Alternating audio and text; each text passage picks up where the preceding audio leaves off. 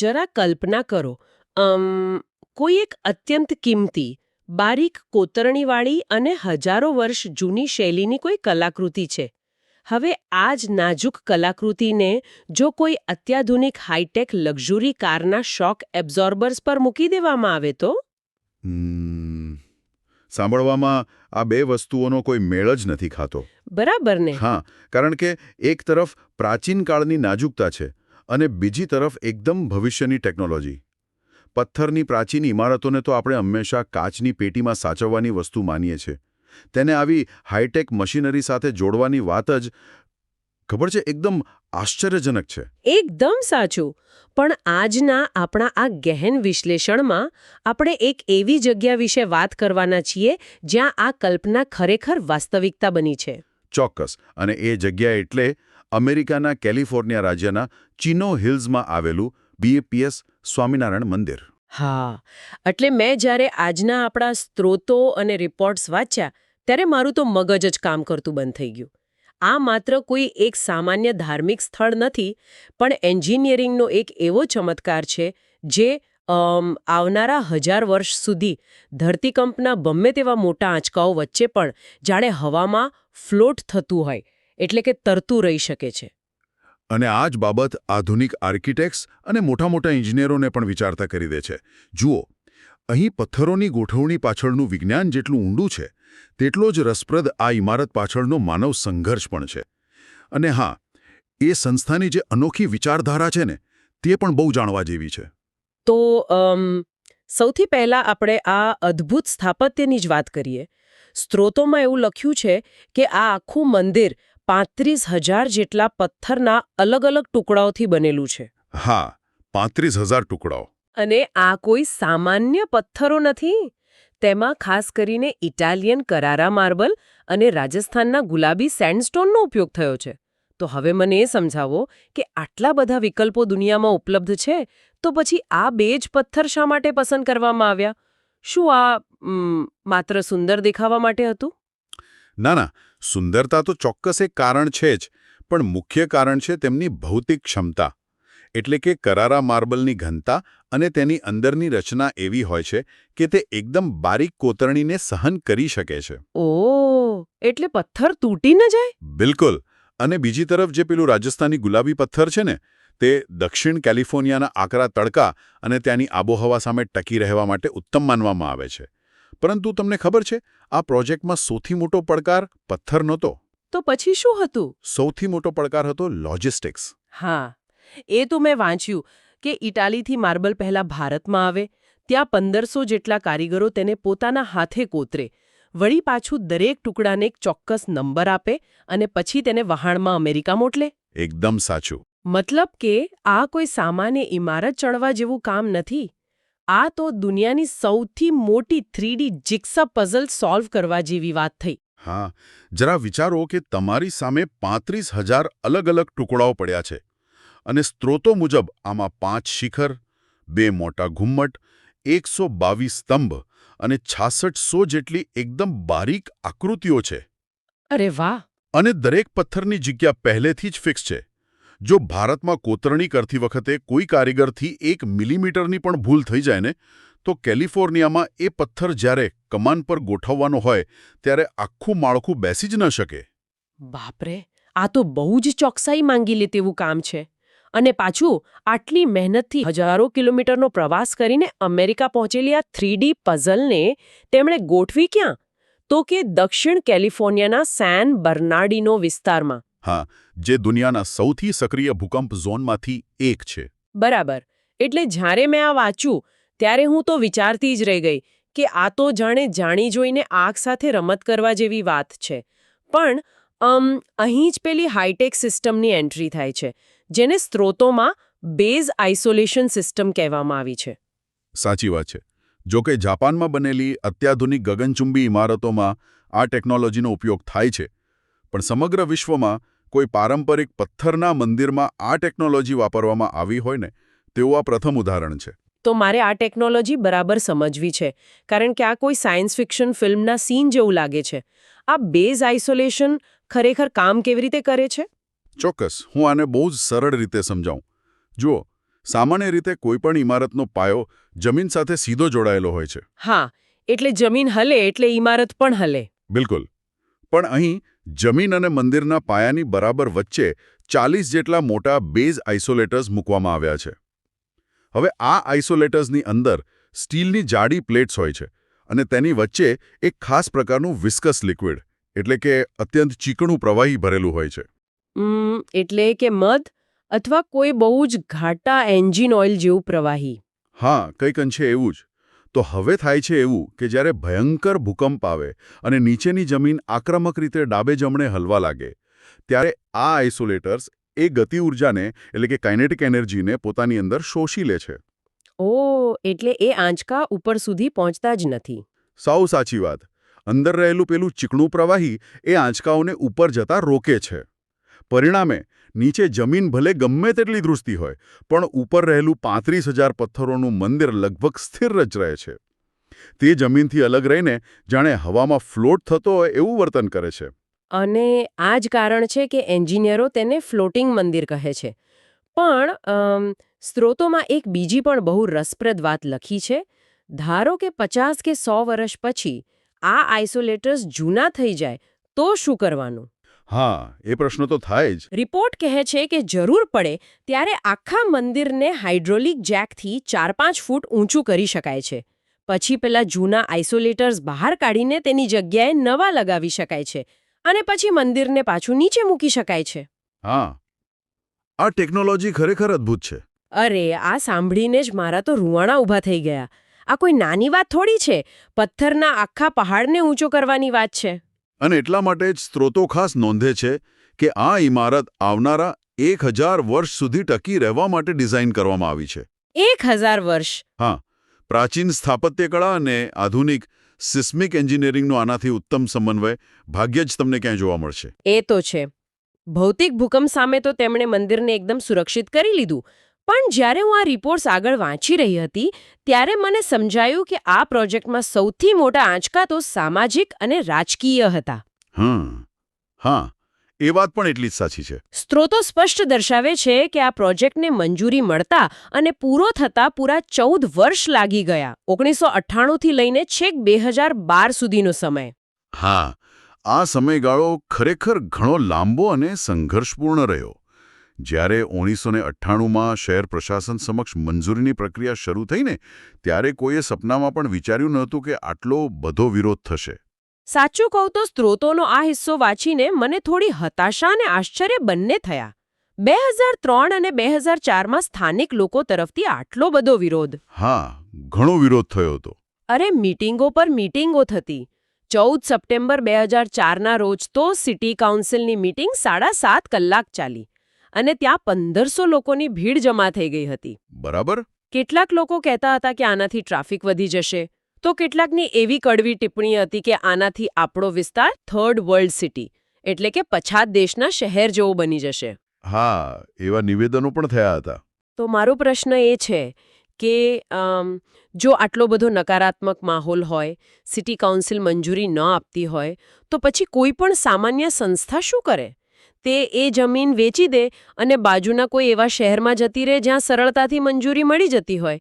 આટલા બધા અપમાન અને કાનૂની લડતો વચ્ચે 14 વર્ષ સુધી ત્યાં જ ટકી રહેવાનું મુખ્ય કારણ શું હતું? શું આ કોઈ પ્રકારની જીદ હતી? ના, આ બહુ જ વ્યાજબી પ્રશ્ન છે તમારો. ઉપર છલ્લી રીતે કોઈ પણ જોવે તો આ જીદ જ લાગી શકે. પરંતુ સ્ત્રોતોનું જો આપણે ઊંડાણપૂર્વક વિશ્લેષણ કરીએ તો સમજાય છે કે આની પાછળનું ચાલક બળ જીદ નહોતી પણ અતૂટ શ્રદ્ધા હતી. શ્રદ્ધા? કોના પ્રત્યે? જુઓ, 2000ની સાલમાં BAPSના આધ્યાત્મિક વડા પ્રમુખ સ્વામી મહારાજે પોતે આ જગ્યાની મુલાકાત લીધી હતી અને તેમણે ત્યાંના સ્થાનિક હરિભક્તોને એવું માર્ગદર્શન આપ્યું હતું કે મંદિર અહીં જ બનશે. ઓહ, એટલે કે ભક્તો માટે આ માત્ર કોઈ જમીનનો ટુકડો કે રિયલ એસ્ટેટનો પ્રોજેક્ટ નહોતો. આ તેમના ગુરુનું વચન હતું. બિલકુલ.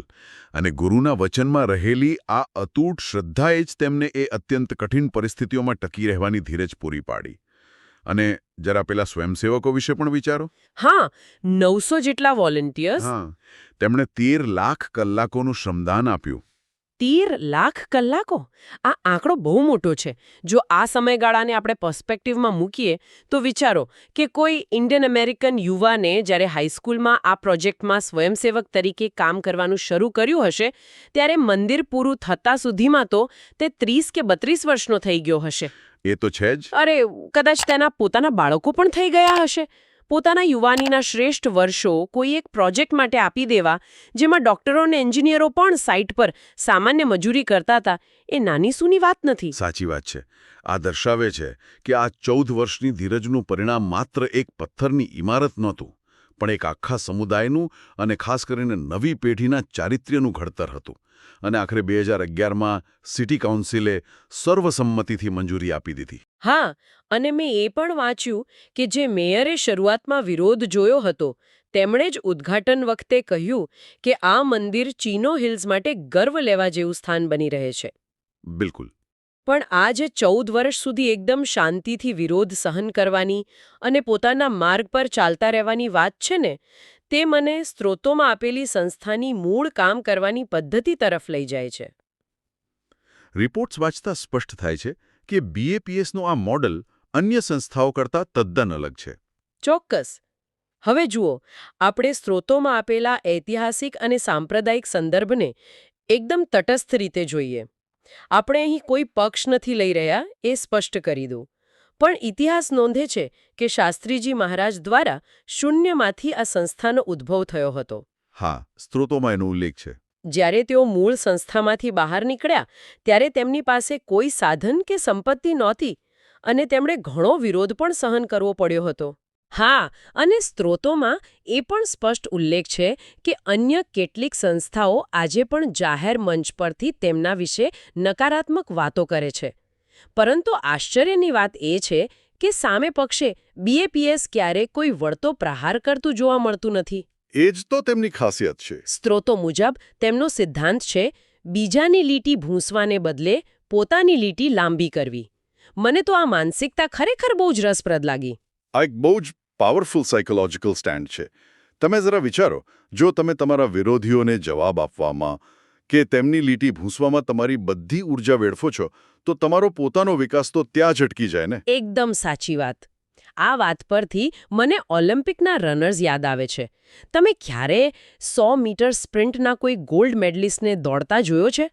હા, તેઓ ક્યારેય આજુબાજુ નથી જોતા હોતા. બરાબર. જો તે દોડતી વખતે પોતાની બાજુના ટ્રેક પર રહેલા ખેલાડી સામે સહેજ પણ નજર કરે ને તો તે સેકન્ડના અમુક ભાગ માટે ધીમો પડી જાય છે અને તેની રિધમ તૂટી જાય છે. એકદમ સચોટ ઉદાહરણ આપ્યું તમે. અને એટલે જ શ્રેષ્ઠ દોડવીર હંમેશા માત્ર ને માત્ર પોતાના પર્સનલ બેસ્ટ સમય પર જ ધ્યાન કેન્દ્રિત કરે છે. હા, તે એવું નથી વિચારતો કે લાવ હું બાજુવાળાને પાડી દઉં. તે બસ પોતાની સ્પીડ વધારે છે. આ જ છે પોતાની લીટી લાંબી કરવી. અને સ્ત્રોતો સાબિત કરે છે કે આ અભિગમ ખરેખર કામ કરી રહ્યો છે. એનું પરિણામ તો દેખાય જ છે ને. હા, આજે આ સંસ્થા વિશ્વની ટોચની 10 NGOમાં સ્થાન પામે છે. અને આ વિકાસ માત્ર ઇમારતો કે મંદિરો પૂરતો સીમિત નથી, બૌદ્ધિક સ્તરે પણ છે. બિલકુલ. રિપોર્ટ્સમાં એક બહુ જ સરસ ઉદાહરણ છે ભદ્રેશદાસ સ્વામીનું. તમને ખબર છે, તેમણે પ્રસ્થાનત્રયી પર એવા ભાષ્યો લખ્યા છે જેની સરખામણી આદિ શંકરાચાર્ય અને રામાનુજાચાર્યના સમયના જ્ઞાન સાથે થાય છે. ઓહો, શું વાત કરો છો? હા, અને તેમને મહામહોપાધ્યાયની ઉપાધિ પણ મળી છે. આ બતાવે છે કે આ સંસ્થા માત્ર પથ્થરના મંદિરો નથી બનાવતી, પણ આદિકાળની હિન્દુ બૌદ્ધિક પરંપરાને આજે પણ જીવંત રાખી રહી છે. ફ્યુચરિસ્ટિક ટેકનોલોજી અને બીજી તરફ આદિ શંકરાચાર્યના સમયની જ્ઞાન પરંપરાનું સર્જન. આ તો ખરેખર અદ્ભુત કહેવાય. હા, એ જ તો આ સંસ્થાની વિશેષતા છે. હવે આ પોતાની લીટી લાંબી કરવાના કન્સેપ્ટને આપણે થોડો વધુ વિસ્તારથી જોઈએ. મેં જ્યારે સ્ત્રોતોમાં તેમના સામાજિક અને પર્યાવરણીય કાર્યો વિશે વાંચ્યું ત્યારે મને ખરેખર નવાઈ લાગી. ચિનો હિલ્સના આ મંદિરમાં એક સોલાર કારપોર્ટ બનાવવામાં આવ્યો છે જેના દ્વારા અત્યાધુનિક સોલાર પાવર સિસ્ટમ લગાવવામાં આવી છે. હા, અને એ સિસ્ટમ દર વર્ષે 597 કિલોવોટ જેટલી ક્લીન એનર્જી ઉત્પન્ન કરે છે. પણ રિપોર્ટમાં જે આંકડો મને સૌથી વધુ સ્પર્શી ગયો તે એ છે કે આવનારા 25 વર્ષમાં આ સિસ્ટમ 155 ટન જેટલો કાર્બન ડાયોક્સાઇડ ઘટાડશે. જો આને આપણે સાવ સરળ ભાષામાં સમજીએ ને તો આ 62,244 વૃક્ષો વાવવા બરાબર છે. 62,000 વૃક્ષો. ખરેખર મોટું યોગદાન છે.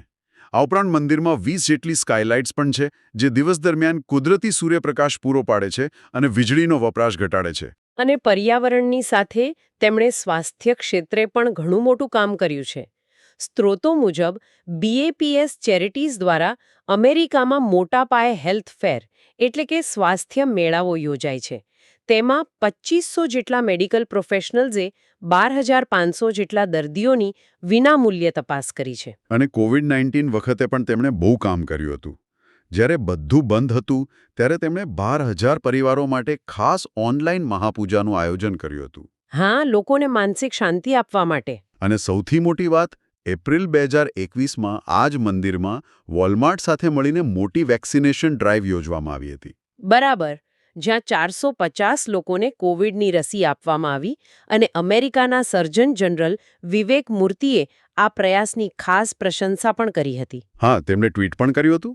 પણ અહીં હું ફરી એકવાર ડેવિલ્સ એડવોકેટ બનીને એક પ્રશ્ન પૂછવા માંગુ છું. હા, પૂછો ને. જુઓ, સામાન્ય રીતે આપણા સમાજમાં એવી માન્યતા છે કે મંદિર એટલે માત્ર ભગવાનની મૂર્તિ હોય, પૂજાપાઠ થતા હોય અને આધ્યાત્મિક શાંતિની જગ્યા હોય. તો પછી એક ધાર્મિક સંસ્થાએ સોલાર પેનલ્સ લગાવવા, બ્લડ ડોનેશન કેમ્પ કરવા કે મેડિકલ વેક્સિનેશન ડ્રાઈવ કરવા જેવા આધુનિક અને તદ્દન સાંસારિક કાર્યોમાં આટલો બધો સમય અને પૈસા શા માટે રોકવા જોઈએ? શું સ્વાસ્થ્યનું કામ હોસ્પિટલો પર ન છોડી દેવું જોઈએ? હા, આ બહુ જ વિચારવા જેવો પ્રશ્ન છે. અને સાચું કહું તો આનો જવાબ BAPSના ધર્મ પ્રત્યેના દૃષ્ટિકોણમાં છુપાયેલો છે. તેમના માટે આધુનિક યુગમાં ધર્મનું સાચું સ્વરૂપ જ સેવા છે. સેવા? હા, આ માત્ર કોઈ પથ્થરનું મંદિર નથી, પણ એક એવું સામાજિક કેન્દ્ર છે જ્યાં પ્રાચીન મૂલ્યોને આધુનિક જરૂરિયાતો સાથે જોડવામાં આવે છે. જરા વિચારો, ઘણા વૃદ્ધો અથવા અમુક સમુદાયના લોકો કદાચ કોઈ કમર્શિયલ હોસ્પિટલમાં જતા ખચકાય. હા, એવું બને. પણ તેમને પોતાના મંદિર અને ત્યાંના લોકો પર પૂરો વિશ્વાસ હોય છે. એટલે જ્યારે તમે મેડિકલ સાયન્સને આવા આધ્યાત્મિક વાતાવરણમાં લાવો છો ને, ત્યારે લોકો માટે તે વધુ સુલભ અને ભરોસાપાત્ર બની જાય છે. એટલે એક કમ્ફર્ટ ઝોન બની જાય છે. બિલકુલ. ભગવાનની પૂજા કરવી અને સમાજના લોકોની પીડા દૂર કરવી, આ બંને તેમના માટે એક જ સિક્કાની બે બાજુઓ છે. તેને જ તેઓ પ્રેક્ટિકલ સ્પિરિચ્યુઆલિટી એટલે કે વ્યવહારુ આધ્યાત્મિકતા કહે છે. વાહ, આ ખરેખર બહુ જ ઊંડી વાત કરી તમે. એટલે કે ધર્મ માત્ર શાસ્ત્રોના પાનાઓ પૂરતો સીમિત નથી રહેતો, પણ જ્યારે તે લોકોના રોજિંદા જીવનની સમસ્યાઓ, પછી તે કાર્બન ઉત્સર્જન ઘટાડવાની વાત હોય કે મહામારી સામે રક્ષણ આપવાની વાત હોય, તેમાં મદદરૂપ થાય ત્યારે જ તે ખરા અર્થમાં સાર્થક બને છે. એકદમ સાચું. તો સાંભળનારા મિત્રો, આપણે આજના આ ઘન વિશ્લેષણના અંત તરફ આવી ગયા છીએ. આજે આપણે જોયું કે ચિનો હિલ્સનું આ સ્વામિનારાયણ મંદિર માત્ર આંખોને આંજી દેતું કોતરણીવાળું સ્થાપત્ય નથી. તે બેઝ આઇસોલેશન ટેકનોલોજીનું એક એવું માસ્ટરપીસ છે જે 1000 વર્ષ ટકી શકે છે. સાવ સાચી વાત. અને સાથે સાથે તે 14 વર્ષની અતૂટ ધીરજ, ગુરુ પ્રત્યેની શ્રદ્ધા અને કોઈના વિરોધ સામે લડવાને બદલે માત્ર પોતાના સકારાત્મક કાર્યો પર ધ્યાન કેન્દ્રિત કરવાની ફિલોસોફીનું પ્રતીક પણ છે. બિલકુલ. અને સૌથી અગત્યનું, તે પર્યાવરણ અને સમાજ સેવા દ્વારા પ્રાચીન ડહાપણ અને આધુનિક વિજ્ઞાનનો એક જીવંત સેતુ બની રહ્યું છે.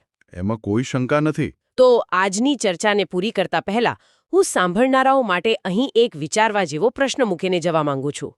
આપણે શરૂઆતમાં વાત કરી હતી કે કેવી રીતે એક પ્રાચીન કલાકૃતિને હાઈટેક શોક એબ્ઝોર્બર્સ પર મૂકીને ધરતીકંપથી સુરક્ષિત કરવામાં આવી. હા, એ બેઝ આઇસોલેશનની વાત. બરાબર.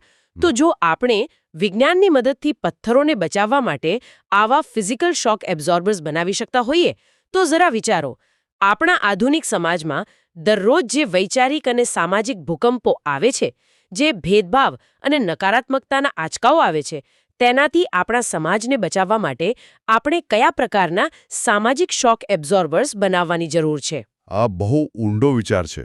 કદાચ બીજાની લીટી ભૂંસવાને બદલે પોતાની લીટી લાંબી કરવી એવો જ કોઈ એક શોક એબ્ઝોર્બર હોઈ શકે.